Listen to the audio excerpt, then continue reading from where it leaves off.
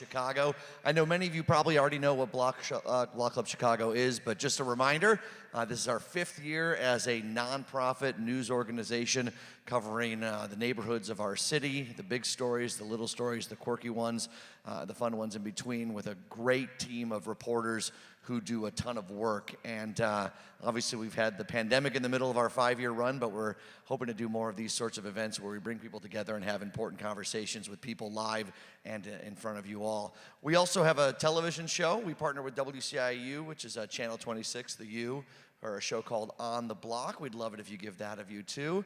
We also have 2 podcasts too. One of them is an all good news podcast called It's All Good. That drops on Thursday mornings. And our second podcast you are all a part of right now. This is recording, The Ballot, Block Club Chicago podcast. Many of the interviews that Laura did, Laura Washington, who you'll meet in a moment, with our candidates in the first round were on that podcast, as well as in-depth stories about campaign fundraising, some of the aldermanic races as well. So we'd love if you subscribed to those podcasts too.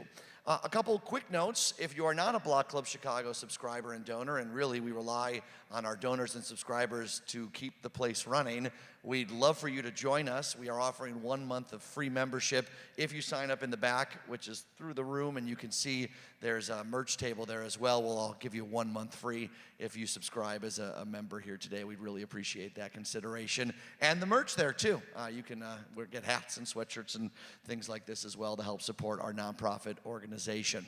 Okay, we'll keep this short and quick. I do want to remind folks, just one rule is that we ask that you hold off on applause or commentary or any thoughts you may have about what's happening until at the end of the entire conversation. So please welcome to the stage our moderator, longtime political columnist and reporter Laura Washington, and Paul Vallas.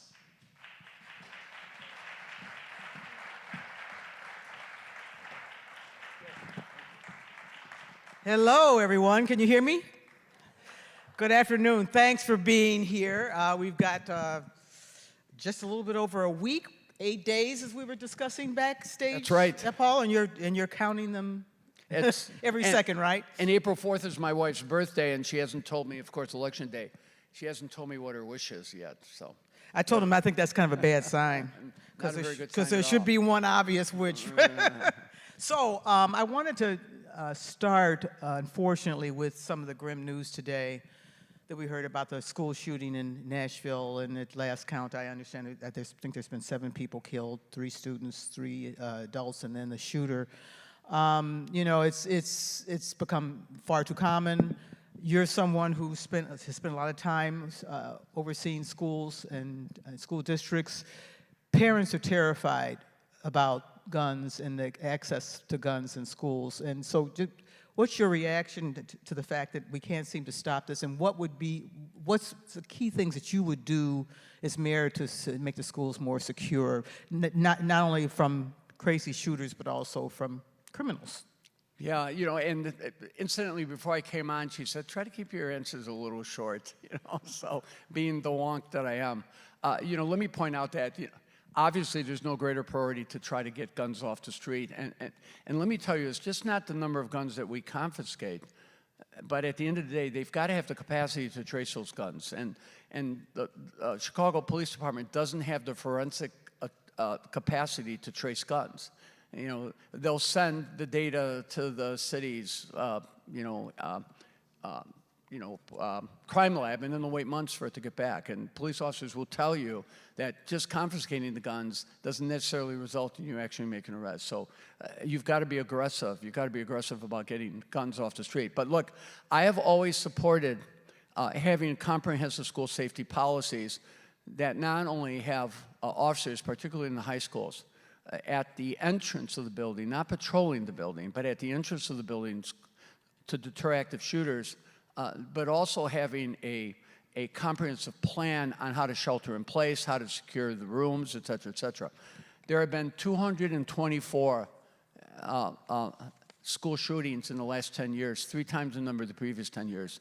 And there are, of the 30-plus superintendents who at one time or another worked for me, 2 of them have been presided over schools where there were multiple shootings.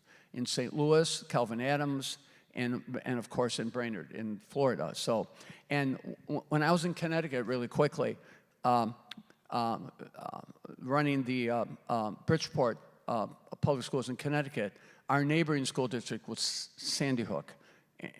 And I had one of my teachers had a first grader in that class where 20 kids and the teacher was shot. So I've always felt that you need to have school resource officers to deter active shooters, like we saw with Juarez. There wasn't even a patrol car there when the school's dismissed. Right. School resource officers and police officers. Well, I'm talking about if you're going to have police officers, they need to be hand-picked, they need to be hand-trained to basically deter active shooters, but also to be a resource if students have information or intel, or if students are being victimized or maybe abused, et cetera, et cetera. So, districts need to, you just don't want police to bid into that position.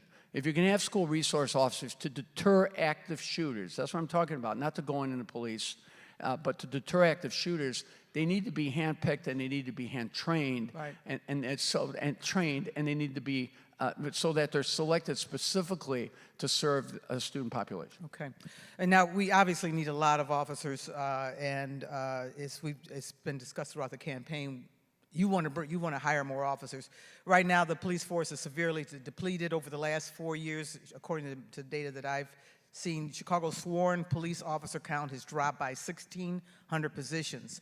Yet we have more police per resident than most other cities.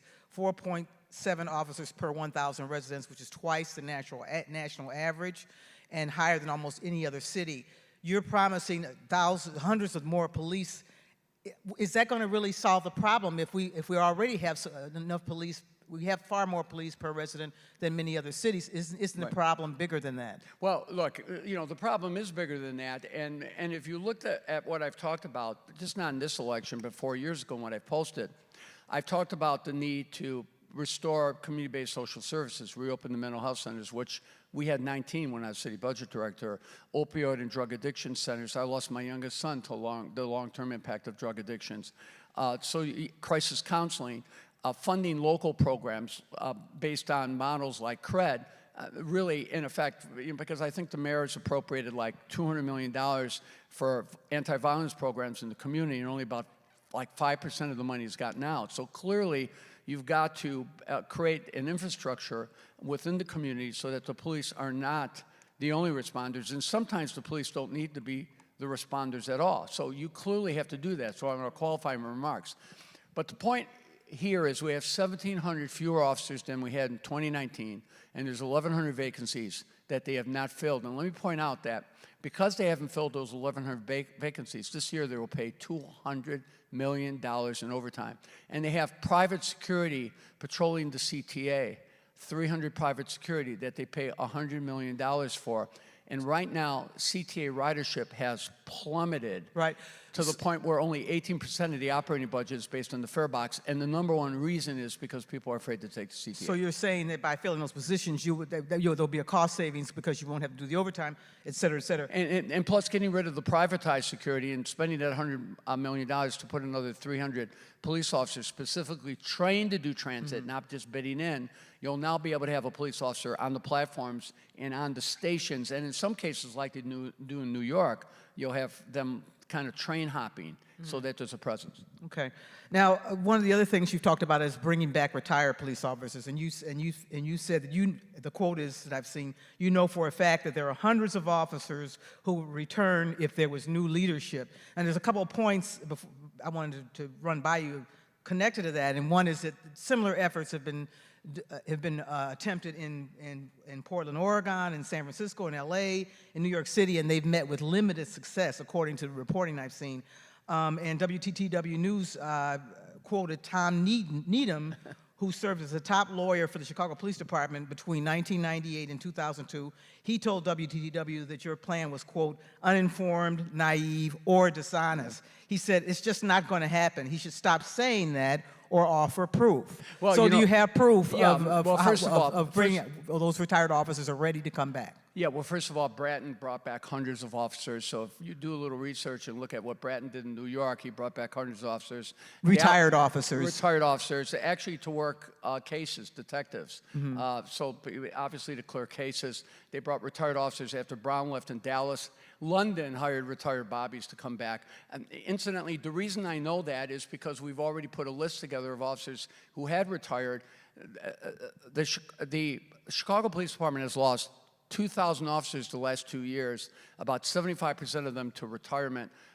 Two-thirds of them retired early and prematurely. They just left. In some cases, they sought other jobs. So the bottom line is, we know for a fact that they will come back. Well, you know for a fact. You're talking about these other cities.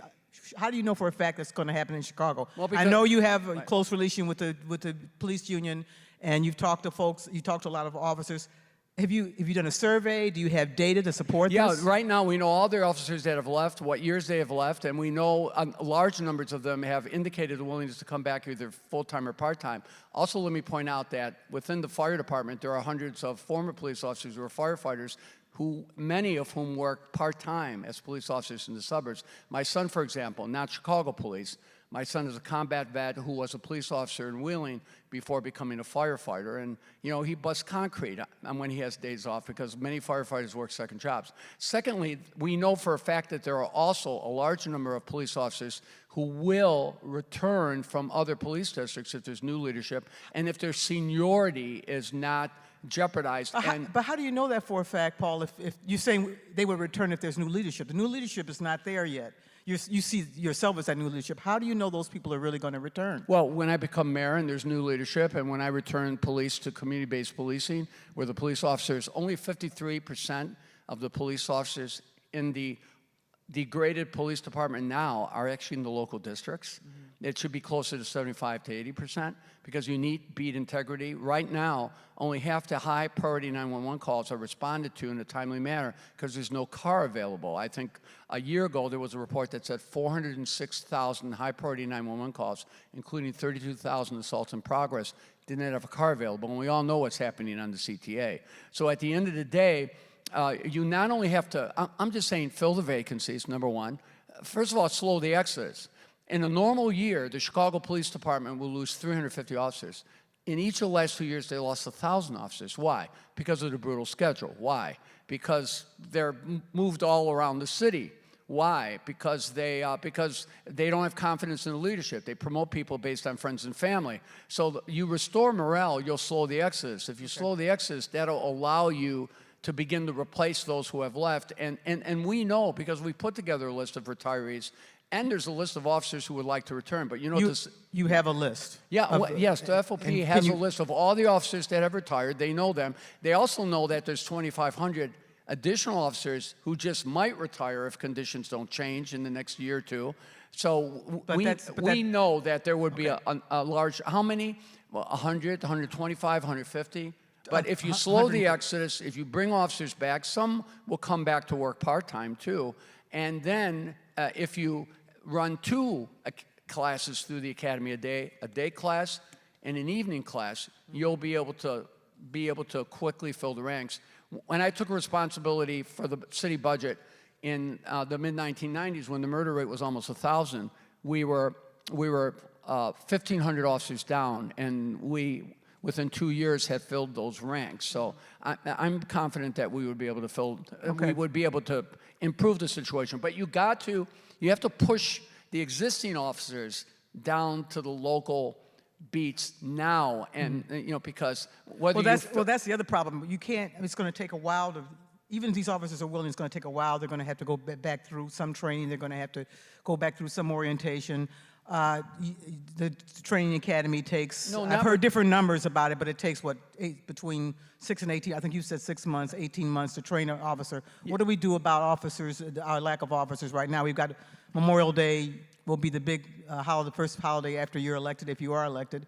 We're not going to have enough officers on the street then. Well, look, first of all, it takes 6 months to get somebody through the academy. When my opponent says it takes 2 years, I know there's 4 police officers in my family. So 6 months, so that puts us at the end of the year. But what I'm saying is right now, they're losing 100 officers a month, or actually less than that. They're losing, I think, 80 to 90 a month. I'm absolutely convinced under the right circumstances that exodus will slow dramatically. And obviously, then you'll be able to have more officers graduating from the academy than officers leaving. So you've got to stop the bleeding. You can't lose 1,000. If you're losing 300 to 350, if you slow the exodus, and there are hundreds of officers who will come back. There's officers you could hire part-time, and there's also individuals, particularly if you lift the restrictions. Why can't firefighters who used to be police officers work in the city part-time, or even sheriff's police or other police officers work part-time in the city when you have emergencies or holidays and things like that, rather than working in the suburbs? Okay. All right, let's move on. I want to go back to schools. Charter schools has been a big issue in this campaign. You've supported charter schools in the past. Excuse me. You've attacked your opponent for his close ties and significant financial backing from the teachers union, but you've received a lot of money by Block Club's count, millions of dollars of donations from people who advocate for charter schools. You yourself are a charter school supporter. How would you ensure that you wouldn't be beholden to those special interests if you were elected? Yeah, well, first of all, let me point out that the people who are contributing money to my campaign contributed many to Lightfoot's campaign, to Rahm Emanuel's campaign, to Daley's campaign. When I've run in the past, they always say, can't win because they can't raise money. Well, now I'm raising money, they're saying, oh my God, he's getting money from businesses. Well, businesses tend to gravitate toward candidates that they think can run the $28 billion enterprise, which is what the city is. Let me tell you, in contrast to my opponent, when I negotiated the collective bargaining agreement with the city, and let me point out that Jim Francic did an interview with Fran Spielman about how I not only got that contract done and I negotiated for free, but how I got all the accountability provisions that were being demanded. Incidentally, he was fired the next day by Lightfoot for basically doing that interview and talking about what had happened. So he had been doing contract negotiations for the city for 35 years. Okay. But unlike my opponent, who's still on the payroll of the Chicago Teachers Union, and incidentally will get a teacher pension, despite the fact that he's only been a teacher for 4 years and has received 80 to 90% of his money from the Chicago Teachers Union and their affiliates. Yes, I've got a lot of people contributing to my campaign. But people who are beholden to special interests don't go to New Orleans to rebuild the schools after Katrina, and they certainly don't spend an enormous amount of time in a number of years working in places like Haiti and in Chile after the devastating earthquakes.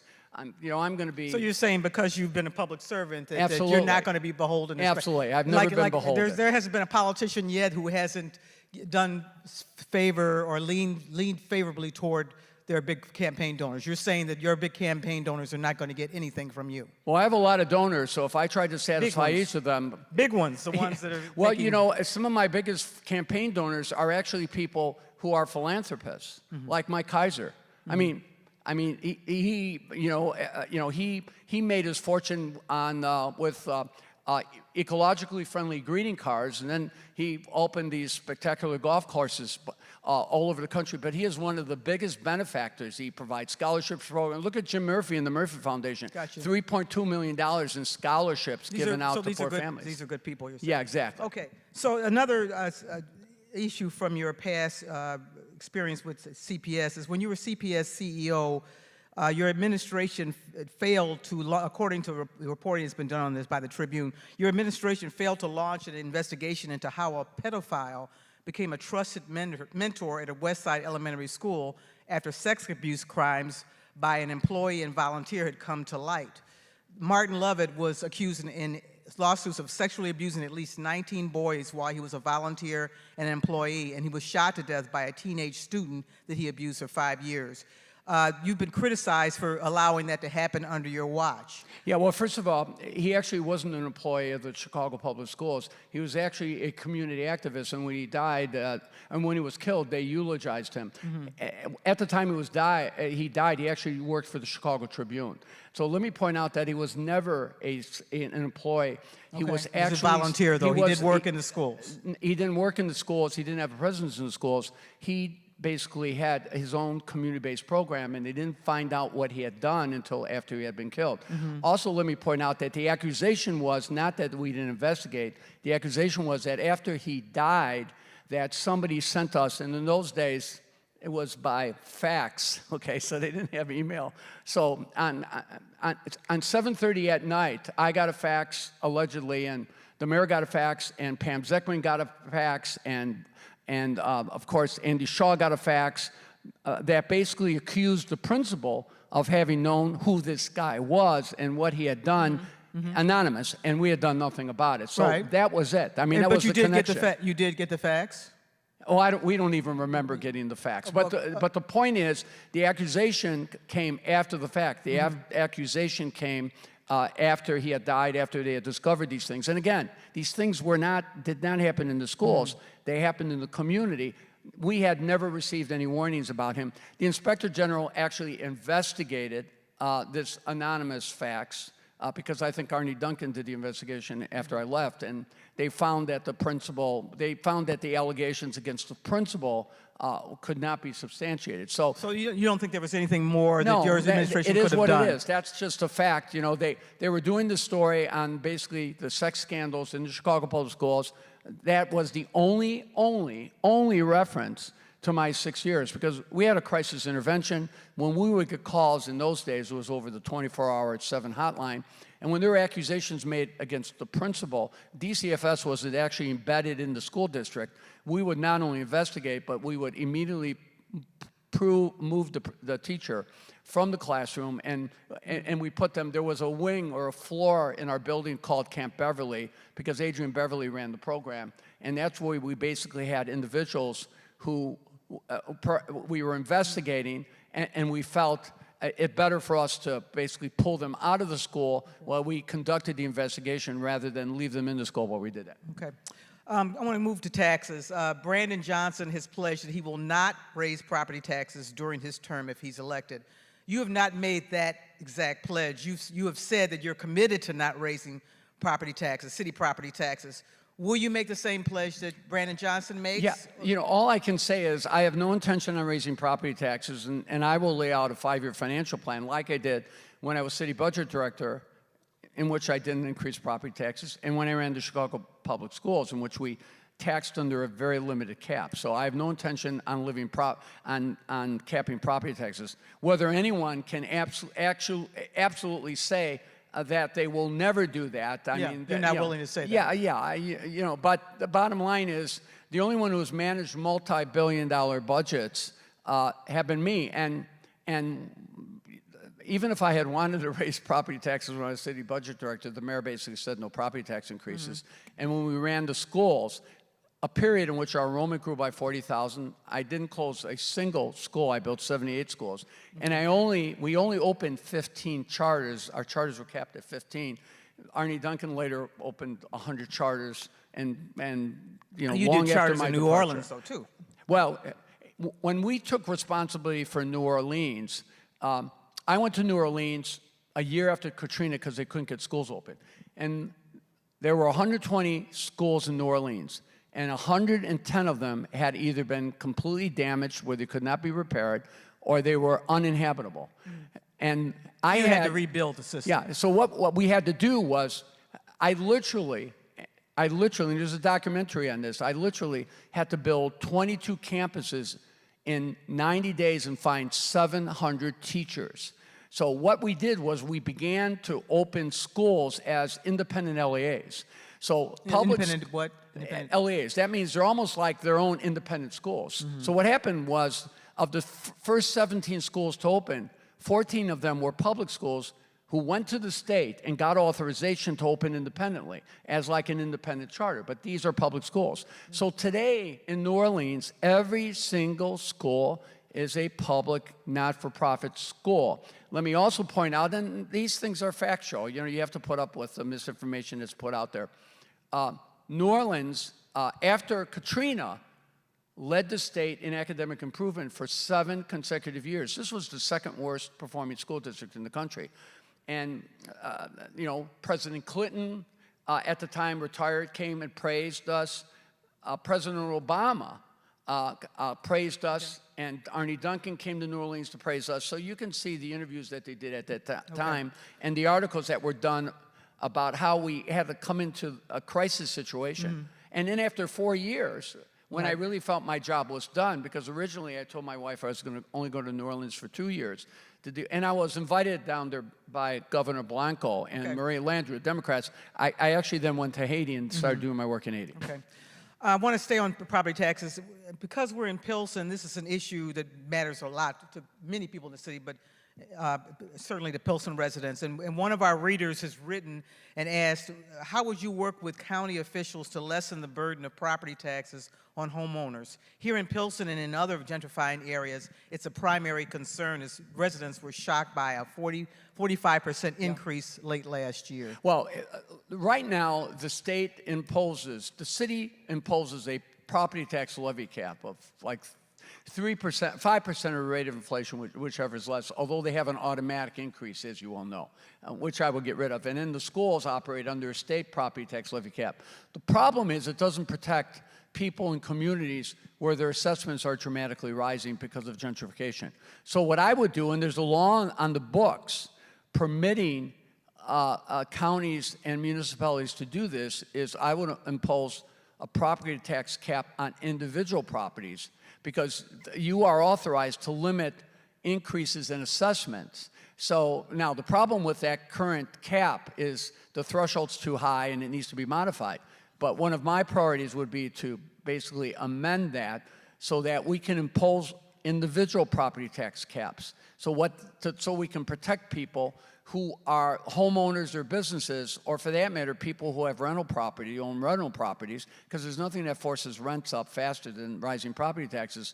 So you're not getting a 46% increase in your property taxes. You're capping individual property taxes rather than just having a levy cap, but then people who suddenly get a huge increase in their assessment end up paying increases of 30, 40% more. Right. Even though the city allegedly is holding the line of property taxes. Okay. All right, I wanted to we talked a little bit about safety on the CTA, but this is another big issue with our readers. In addition to safety, the service has been substandard, particularly since the pandemic. Ridership is down, expenses are down, or income is down, expenses are up, and some are concerned that the CTA may go bankrupt if it can't be turned around. Would you agree that the CTA is in big trouble, and is it time to change the leadership at the CTA? Well, you know, you've asked me that question before, I think, when we had the forum, and I've been saying at every forum that I've had and every debate that I've had is that CTA ridership has plummeted. It's still hundreds of thousands of riders down since COVID, pre-COVID, and the number one reason is safety issues. And also, I've met with the all the transit unions, and they agree that for them, their inability to keep employees and their inability to recruit employees is in large part because employees are afraid to work on the CTA. So what about the leadership of the yes, I would have some responsibility? I would replace the leadership at the CTA. And what I've done is I've had conversations with the unions, with all the transit unions about the CTA, because I think the CTA potentially could be the most immediate crisis. I mean, besides the public safety issues, financially, because, you know, restoring police officers, I mean, you get rid of the privatized security and you fill the vacancies, you save money in overtime. I'm not talking about spending more money on police, I'm talking about spending the money that we do have effectively. But on the CTA, there's an immediate crisis, because when COVID money runs out, the fare box is only going to be about 25% of the operating budget, and it needs to be closer to 50% of the operating budget. And I've actually had this conversation with the legislators, and when I had an opportunity to meet with J.B. Pritzker, just to basically present my credentials and things like that, and we talked about the legislature, but we talked about legislation, he agreed that just not the CTA alone, but the entire region is facing a transportation financing crisis, and we're going to have not only a state agenda, we're going to have a federal agenda to address that. But public safety is priority number one, and I would replace the leadership. You're the top guy, the CEO. Absolutely, okay. absolutely. Do you ride the CTA? I do, but I'm not a regular rider. But I have, and let me tell you, I started riding the CTA just to get a feel. And to talk to not only people who are riding the CTA, and I've ridden all the lines, but I've also used it as an opportunity to talk to the CTA employees and to ask them what their biggest concerns are. Okay. So yes. So, but I'm not a regular a public transportation user. Well, you should do that because you'll. Well, nobody even you'll lets be me- very eye-opening. Yes, I have. I've seen it, and Yeah, I've seen. especially on the south side, the red line. Exactly. So. But I have ridden all the lines both before the primary and after, and you know my commentary about the fear of the workers comes directly from my conversations with people, on the platforms, people managing the transit tickets and things like that. They have basically told me that their biggest concern is public safety. Okay. I want to come back to schools again because that is your expertise. You've talked about keeping schools open during evenings, weekends, summers, holidays for extracurricular activities and to keep kids safe. How do you plan to staff all those schools almost 24/7, and especially because the schools are so understaffed now? Well, let me point out that the schools are spending $30,000 per child, $9.4 billion budget, not counting the pension levy, which actually brings the funding to closer to $10 billion. And the funding per pupil, at least on paper, has grown by 40% since 2019, yet enrollment has declined by 11%. And even when you take when you just look at the operating budget and you don't look at things like debt service and things like that, they're still spending $24,000 a student. The problem is only about 60% of the money finds its way into the local schools. Why? Because you have this monstrous central administration, because you have these privatized Aramark and Sodexo contracts, which they pay much more money for when you consider the cleanliness of the schools or the lunches that most of the kids hate and don't want to eat. And you have these citywide run programs, whether it was, you saw it during COVID, them doing mass purchases of technology and investing in technology and losing half the computers or just not having accountability. So the approach that Gary Chico and I took when we, in effect, took over the schools and opened the schools.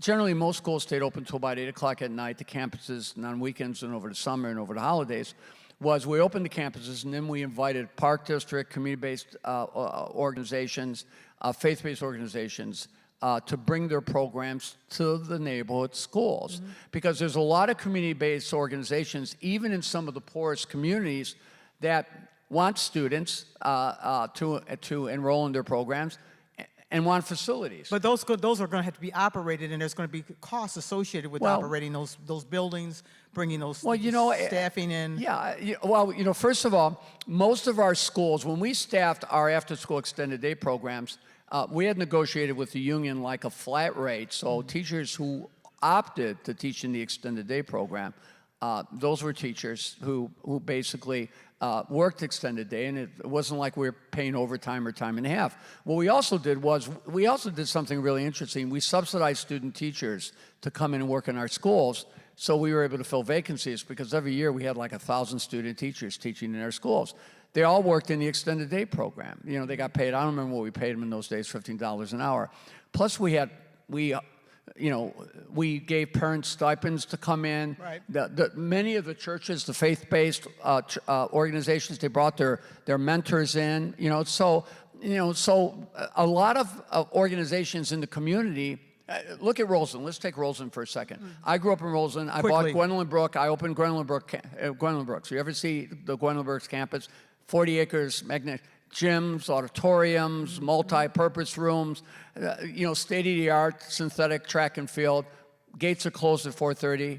Campus closed on the weekends. Campus closed over the holidays. Campus closed most of the summer. There are all sorts of faith-based organizations, community-based organizations, as well as Palmer Park with its degraded facilities that would love to access that campus if you simply open that campus. All right. Thank you. So I want to get into a couple of social issues here. Your Twitter account has been controversial. Chicago Tribune review of your social media accounts, particularly your Twitter account, showed that the account at Paul Vallas liked a series of tweets that used racist language, supported controversial police tactics like stop and frisk, and some of your Twitter likes have supported posts that use homophobic language, and particularly attacks on Lori Lightfoot that had a homophobic tone to them. your Facebook account once liked a post that called Chicago a hellhole. Now, you said that you did not personally like these posts.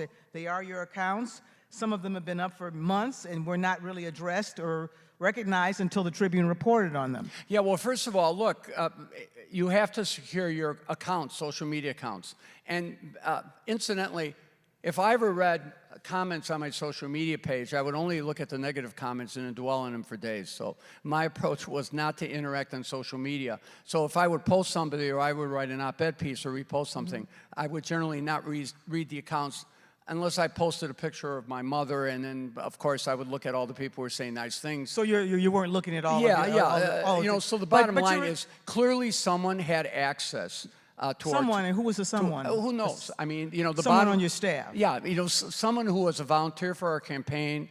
Someone was getting access to our accounts or trying to get access to our accounts, because even after we shut down the account, we shut down everything for 2 days, somebody was still trying to get access. So clearly somebody was getting access and they were posting likes. And why would they want to do that? Oh, who knows? Who knows? I mean, have you ever had your Twitter account or your Facebook page compromised? Well, that's a different thing when it's been hacked, but this is somebody who was consistently retweeting things that we don't know, and and it was done periodically, and somebody was coming in and somebody was doing that. So when they brought it to our attention, we basically shut down the account. We changed our passwords around, because I have a tendency. Look, I mean, how many people on this planet have my email address or have my personal number with the New Orleans Katrina number? I mean, your phone number. What? Okay. 5,000 people. So my point is, you've got to make, particularly in this age of social media, because that's the point. Yeah. You're responsible. Your name's on those accounts. Yeah, we took responsibility. You take responsibility, of course we do. It'll never happen again. Well, it better not happen again. But we have certainly taken steps to police social media more carefully. But you've never been able to identify who did it or punish that person. No, it's been hard to identify. All right, moving on to LGBTQ rights. Equality Illinois, a leading gay rights group in Illinois, has charged that you've been associated with and attended events with anti-LGBTQ people like Republican Jeannie Ives and FOP President John Catanzara. Last year, you spoke at a fundraiser for Awake Illinois, which is a group that's been criticized for its transphobic and homophobic rhetoric. On its website, Awake urges people to, quote, opt out of perverse, comprehensive sex ed, according to a report by Windy City Times. And the group called Governor J.B. Pritzker a groomer last year when he signed a sex education bill. Why are you associated with these voices? All right, so let me respond, and I've answered this question time and time again. I was invited to a Cory Booker fundraiser by Empower Illinois, and as you know, they're the organization that raised scholarship money for children to go to like parochial and private schools. And I was asked to serve on a panel, and it was a Cory Booker fundraiser. As you know, Cory's endorsed me, and Cory explained it was a fundraiser for him. And Awake Illinois was one of the organizations that was co-sponsored. I didn't know who Awake Illinois was. I should have done my due diligence, but I wasn't running a full-blown campaign. I should have vetted. So when it was brought to my attention that Awake Illinois was one of the co-sponsors, I immediately condemned them and criticized them at the end of the day. Of course, I have a tendency. What about Jeannie Ives, John Catanzara, other people who? Well, let me point out that I've done progressive talk. I've done conservative talk. I've probably done 2,000, 3,000 interviews. How many times have you and I interviewed? I've done Fran Spielman's show. Generally, I've always been invited to talk about schools, and usually the conversation has been about school choice. But look, John Catanzara is president of the Fraternal Order of Police. I negotiated a contract for between the city and the schools, and I took no money from the FOP, nor did I accept campaign contributions, and they donated the money to charity. So at the end of the day, I don't get to pick who the head of the Fraternal Order of Police is. But you don't have to associate with them. Well, how do you associate them? He represents the union. He is the leading voice, the leading representative, negotiated a contract to get the police a fair contract and to get the accountability provisions incorporated into the contract, at the invitation of rank and file police, and with the approval of the city, particularly through Jim Franczyk, who was then fired for talking about my role, is me coming in and preventing 2,500 cops from retiring and getting all the accountability provisions that have been demanded. And if you go to France Spielman's article, and if you look at This is the third time you mentioned it. No, the reason I'm take a saying look at that it. is because France Spielman has consistently, from the day I got involved in the negotiations, the first day I got involved in the negotiations, and I showed up and I kind of like sent a shock to the system and got the negotiations going, she pointed out very clearly that I had come in at the invitation of police officers with the full support of Jim Franczyk, and that I was going to do it pro bono, Right. because at the end of the day... But the issue here is who you're associating with. Well, and that's who's associating with? I'm John associating with rank and Canizera. file cops. Okay. That's it. Let's move on. So staying on to the whole transgender gay community issue, what is your plan to make sure that the Chicago trans community in particular is protected? What will you do as mayor All right, that's so let different? me, one of the things I was not able to say, it was because I supported domestic partners back in the 90s and put them in the school district contracts in 1996, 97, when no public officials did that. I did that in working with Tom Reese. Tom Reese wanted us to do that, but he couldn't take that position publicly with the union at the time because that was not the popular thing to do.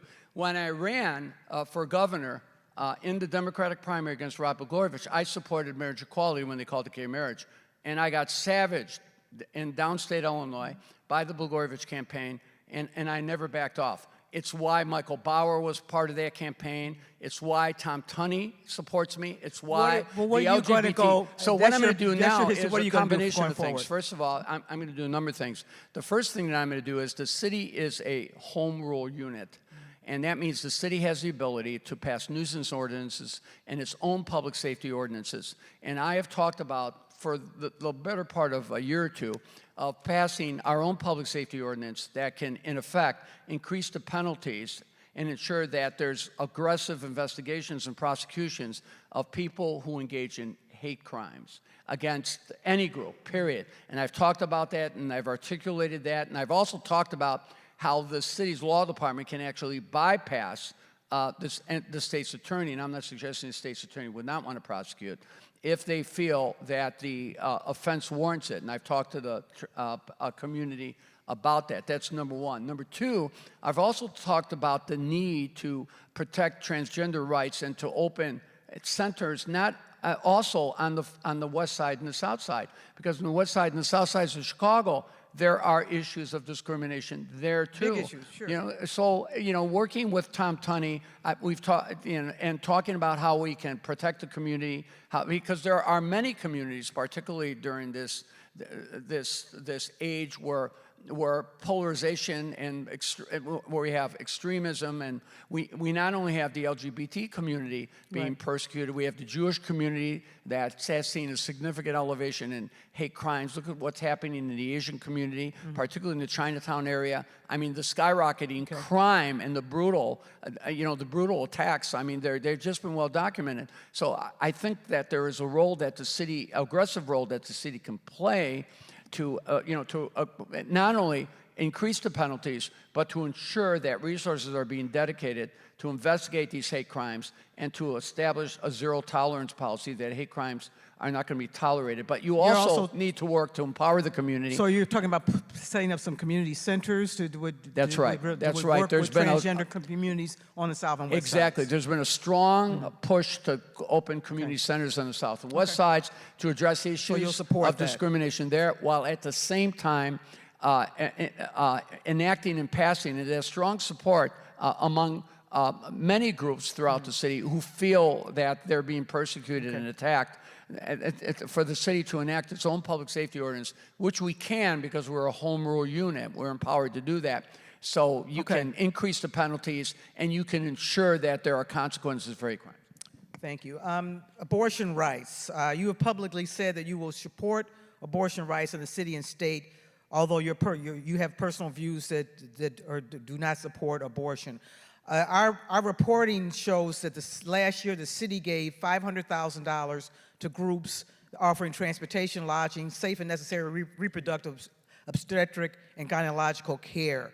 Would you continue this funding under your administration? Yeah, I believe there should be a continuing appropriation, so you're not just saying, well, we're going to appropriate $500,000. What you should do in a continuing appropriation, if there's $750,000 or $1 million, that's what you fund. So I support a continuing appropriation. But let me make one point. I have always been unequivocally and uncompromisingly a supporter of women's reproductive rights.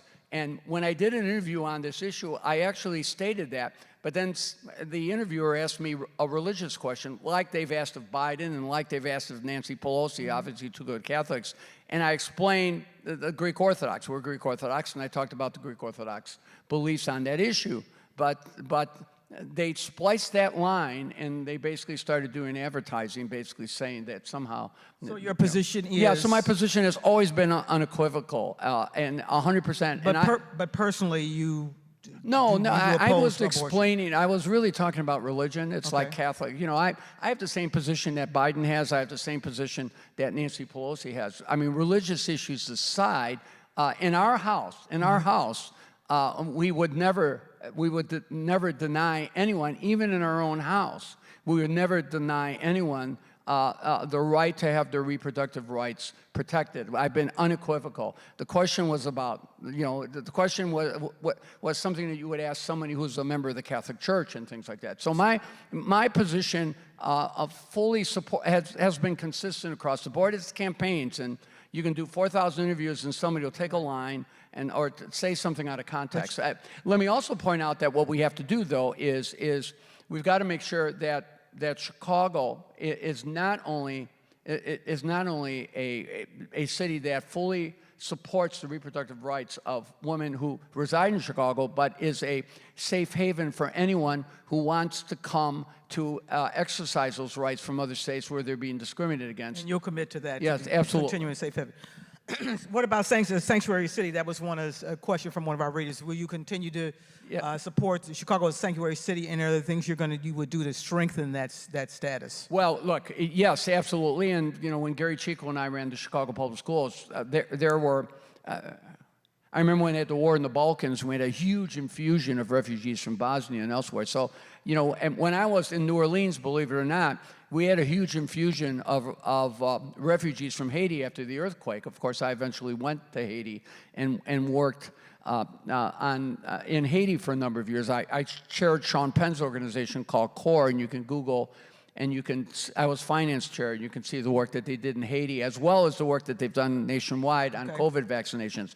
But the point is, I believe that all 77 communities should be welcoming communities. Now, I think there should be opportunities for individuals when they come to Chicago that, you know, there'll be opportunities for them to settle in any one of the 77 communities. You don't think that's the case now?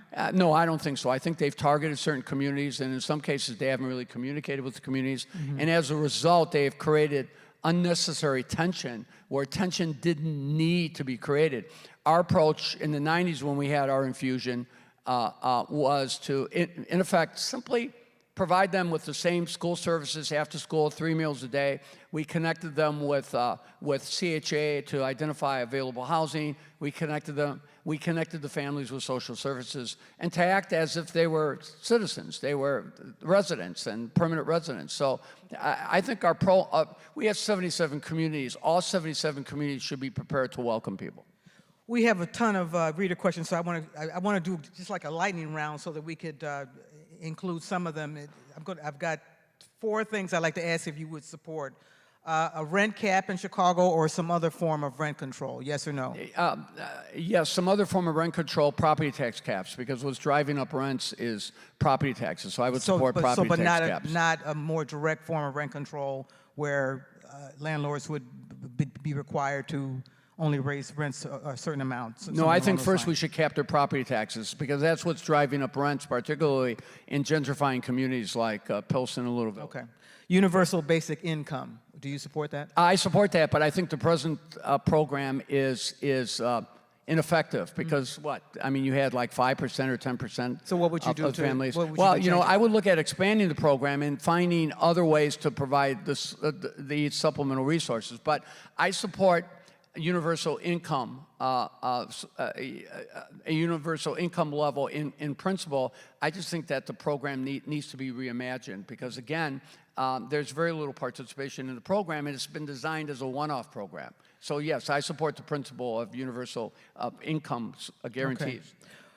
Would you support the establishment of ranked choice voting in time for the next mayoral election? Yeah, I'd love it. I might have won an election or two if that had happened, absolutely. So you would support and actively support that. Yeah. What about reparations for the descendants of enslaved people? I support that.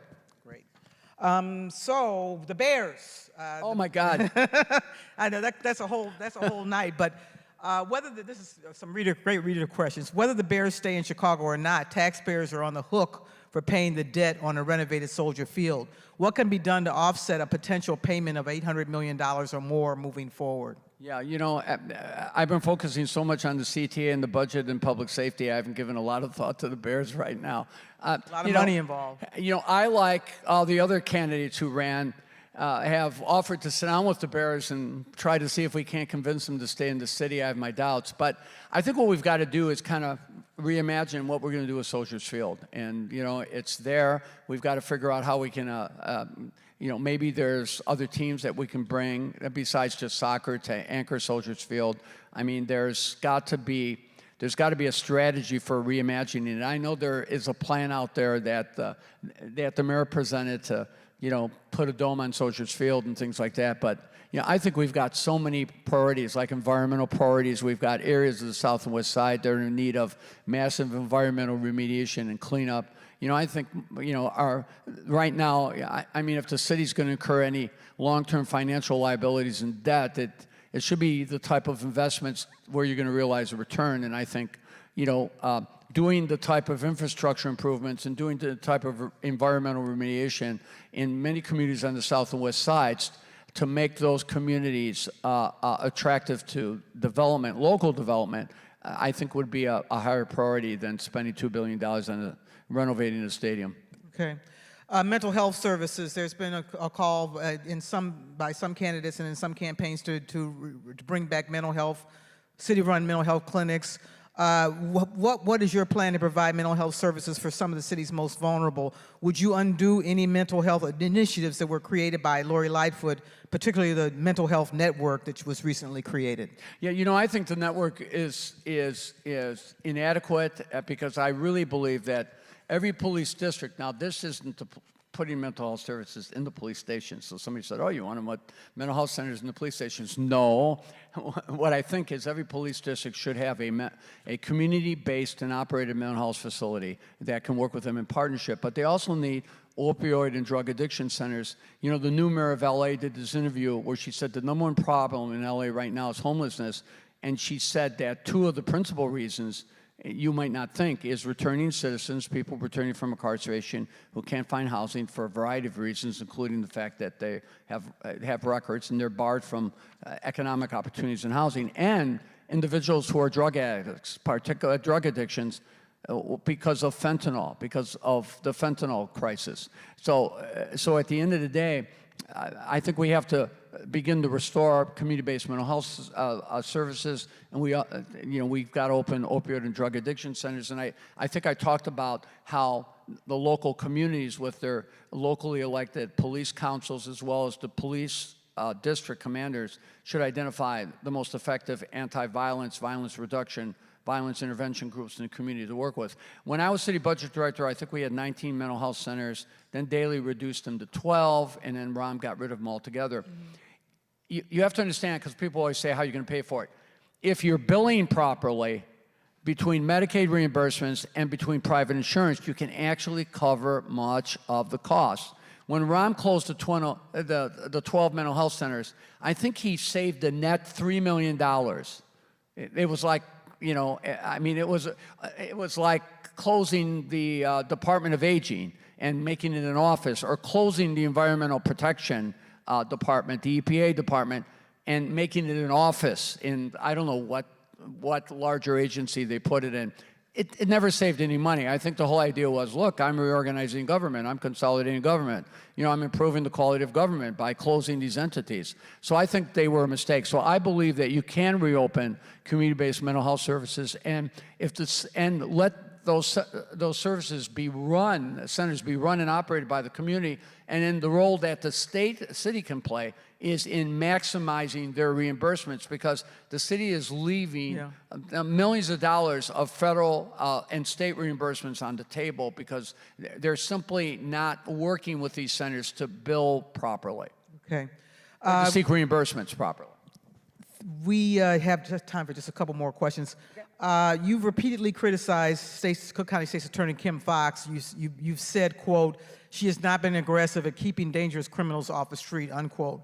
She says her office has charged violent crimes whenever there is evidence to do so. What do you base your conclusions on that she's not being aggressive enough and that she's allowing dangerous criminals back on the street? Well, first of all, let me point out that I think she has done an effective job trying to right the wrongs of past prosecutors and judges, et cetera, who in effect abused the law when they arrested and convicted people who were wrongfully arrested and convicted. And we all know, I mean, that's part of the whole reparations debate. I mean, people convicted and sent to prison unjustly. So I think she's brought a much needed attention to that issue, and I think she's been aggressive and appropriately so. But the fact remains that today, if you look at CWB, which provides data on arrests. CWB is what? Yeah, CWB Chicago. They basically do reporting. It's CWB does reporting on crime statistics. It's a website. Yeah, it's a website. Yeah. So what they do is they take information, police stats, directly from the Inspector General's report and basically from the police website, and they analyze it, and they look at things like arrests and the number of people who commit violent crimes who are out on felony bail or pretrial release. And if you look at the number of people who have been arrested for murders and shootings, about 15% of them were out on felony bail or out in the pretrial release program. And if you look at the individuals on what they were out on bail for, they were out on bail for multiple offenses. Many of them were multiple offenders. Many of them had been arrested for felonies, not once, but on multiple occasions. So it's constantly being documented. So the fact remains that they are releasing 3 times the number of felons on pretrial release than they did from previous administrations, and that about over 70% of those. That's data is coming from CWB? Yeah, that's data. That was in the Sun-Times and the Tribune. There's been articles done that. Now, I haven't updated that data in the last year and a half, but there was an article, I believe, either in the Sun-Times or the Tribune that talked about the fact that they had released 3 times the number of people who had been who had been released on felony, who had been released on bail than the previous administration and things like that. I think the point that I'm trying to say is, what you have to do is, it's important that that we distinguish between violent felons and nonviolent felons when it comes to pretrial release. When it comes to Well, Fox and the courts, Fox and Tim Evans say that they are doing that. Well, I think the data clearly states that that's not happening. I also think that you've got to distinguish between a first-time felon and someone who has committed multiple felonies. And we see that all the time. We see that with somebody who gets murdered, or the guy who killed the 2 I always mispronounce they killed the one little girl and wounded the other girl, the Barnesdale girls. And the guy had been arrested for 4 prior felonies and things like that. And you see that all the time. I mean, look, you look at the record of the individual who recently shot the police officer, and basically he had been a convicted felon. So the point is, I just think that we have to distinguish between between those individuals who are released through the pretrial release program. Forget even about the SAFE Act for a second. Individuals who are the Safety Act. Individuals who are violent felons need to be held to a different standard than first-time felons, non-violent felons, so to speak.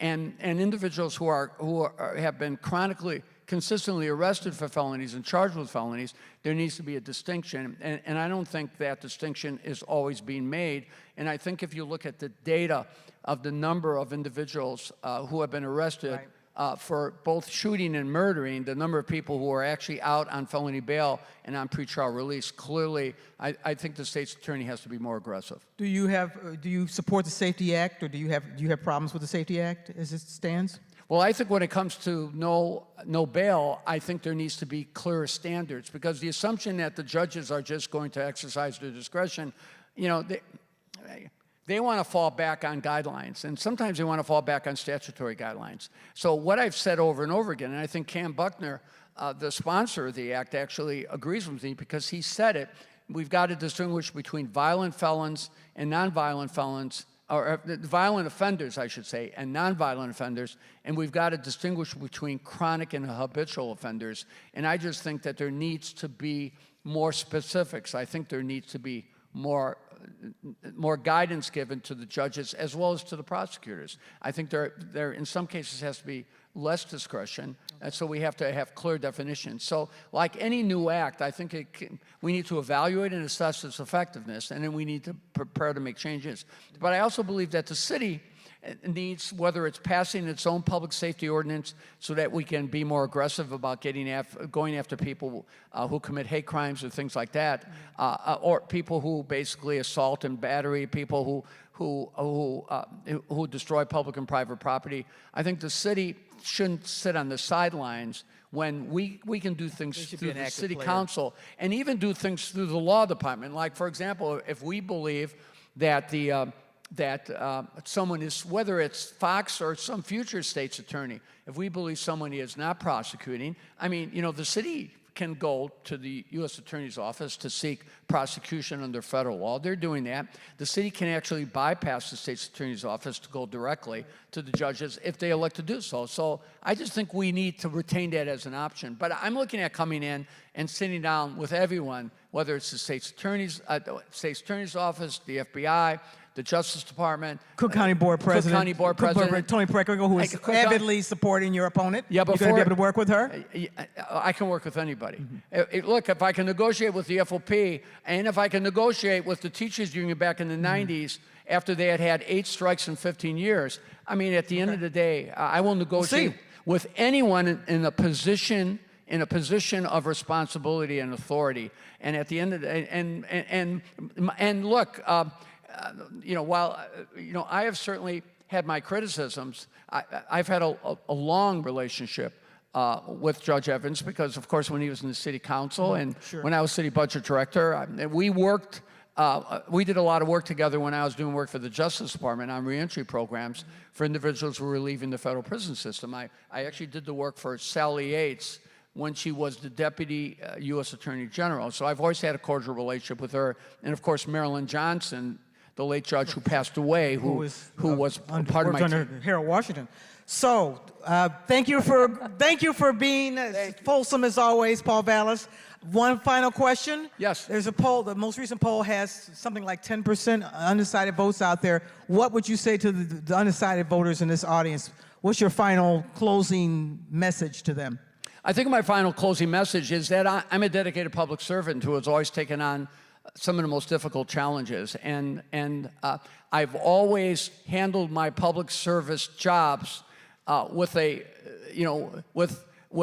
particular attention directed and resources dedicated to those who have been least served. And it's reflected in the fact that I opened 78 schools, the overwhelming vast majority that are educating poor Black and Latino children, and the fact that 55% of my contracts were allocated to Black and Latino and woman-owned businesses. And so the bottom line is I have always approached public service with an eye towards prioritizing and helping those who were in greatest need. But the biggest issue we're facing today, obviously, is public safety, is quality schools, and the need to take this $28 billion that we're spending every year and allocating it in ways that not only ensure that there's equity, but also make sure that we live in a city that's affordable. And there's no substitute for someone who has the experience to get it done. I've been managing multi-billion-dollar budgets for the better part of 20 years, and I've always managed them effectively and equitably. And there's no substitute for experience. There's no substitute for crisis management. There's no substitute for quality leadership, and I think that's what I bring to the table. That's a long answer to a short question. I Characteristically apologize. long. Thank you very much for being with us. Thank you very much for joining us for Block Club Live, the Ballot. We will have flyers on our merchandise table out front with a QR code that will give you a free 1-month subscription to Block Club. In addition, there's plenty of merchandise out there for you to buy. Check out our website, blockclubchicago.org, for more information and for all of our great reporting on the 2023 citywide races. Thank you for coming. Thank you. Covered a lot of ground. It's always a workout.